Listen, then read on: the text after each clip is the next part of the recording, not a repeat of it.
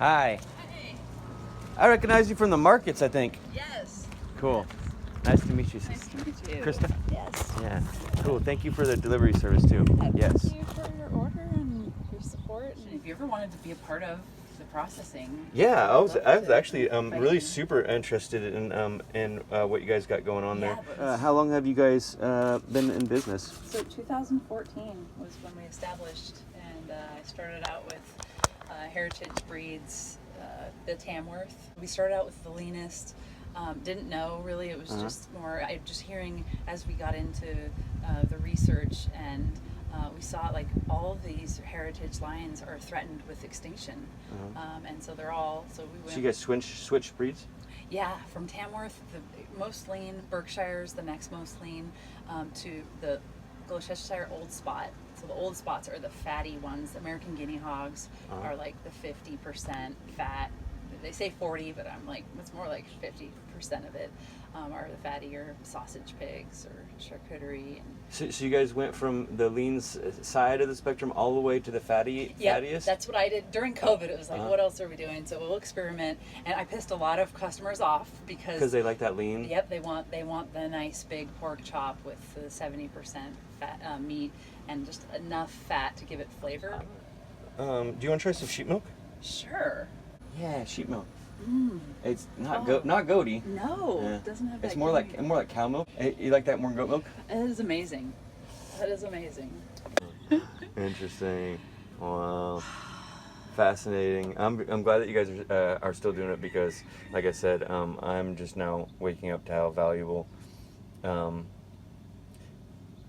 a local pork raiser and butcher at the same time is capable of possibly still serving you if you got something good enough to trade them after the apocalypse. You know, like it's like these people that are all reliant on these mobile butchers to come in and do their things, and especially if they have like an animal that's so big that they need electric or gas hoists in order to hoist a cattle, and then they need electric like machine I don't even know, do they need electric knives to cut cows that big? It seems like they would need electric knives. They need electric freezers and stuff like that. Whereas like a pig, a goat, or a sheep can be like parted up by 4 families and eaten before it goes bad type thing. Exactly.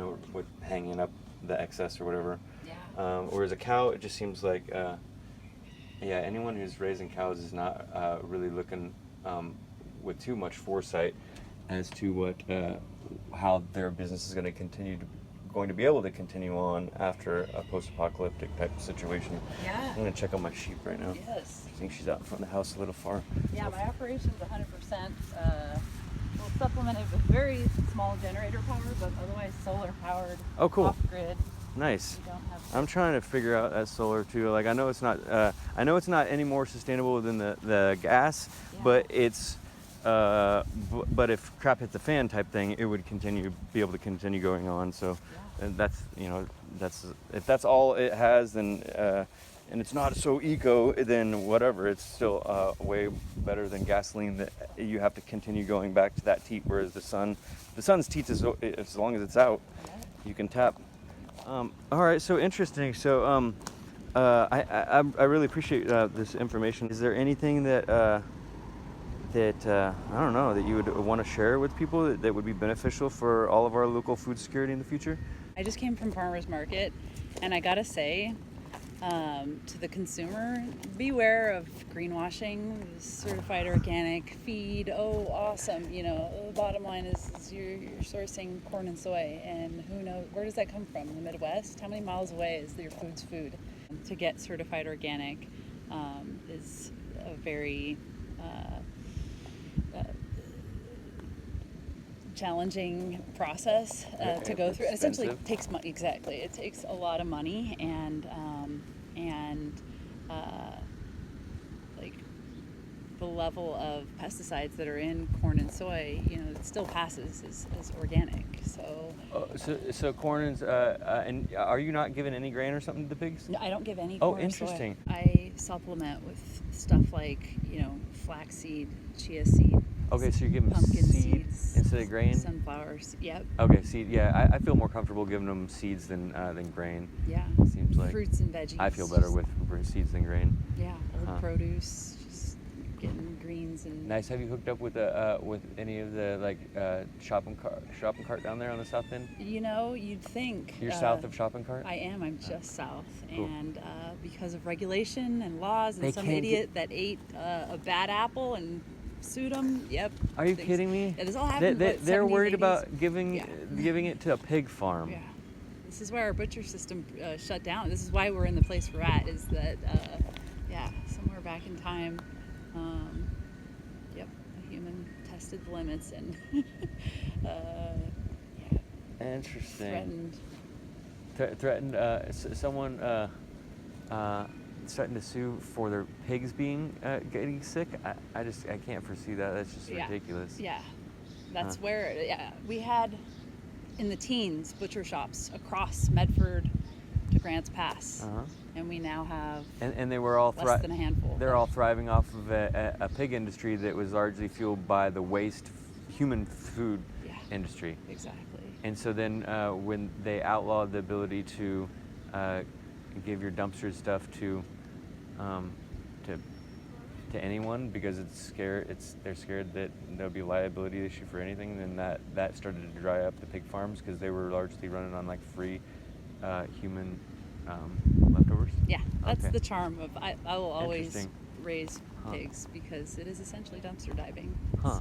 Interesting. At the co-op in Ashland, they were selling goat's milk right next to all the other milks. For a while, it was raw goat milk, and it had a little sign in front of it that said "not for human consumption," and that was all they needed to get around it. And they were selling it at the co-op. Is there any loopholes you know of for people to sell meat off their own land? Is it not for human consumption, by donation only, so that you're not charging an actual price? Live animal. Oh, okay, on the hoof is the easiest and most popular way for people to do it. Exactly. But people, it's just so hard for people to kill. And I wonder if there's like something in between, like the two options of like paying for your butchered meat and having to be red tape certified, or selling on the hoof and not having to worry about any legality. I wonder if there's like if there's ability to sell on the hoof and then before they leave. They pay you an extra $1 to shoot them on their way out or something like that. Just that's the hardest part. I think that is like It is. you get 10 times as many customers if you were able to sell them an animal that was already out. You know, it just seems like that's the hardest part. A lot of people can butcher or afterwards process it, but it's taking the life that would be difficult. Yeah. But selling it as not for human consumption seems like another, or as dog treats. That is a good question. I actually haven't entertained that because I'm so. Because you have the ability to seek this through and get your legitimate rights and not have to go fucking undercover and do things on the sly. Yeah. Some people might have to do. Exactly. That's the end goal, is to decriminalize raising local, fresh. If I could just have like a solid connection with eggs Yeah. and pig product, Yeah. post-apocalyptic situation, that would be really I would be happy camper, so to speak. Yeah. But yeah, you're the only one that I've connected with so far, so I really appreciate it, and I would definitely be buying from you in the future, and if I ever get on that end of town, I would love to visit. I would love to have you over. Thank you for what you do.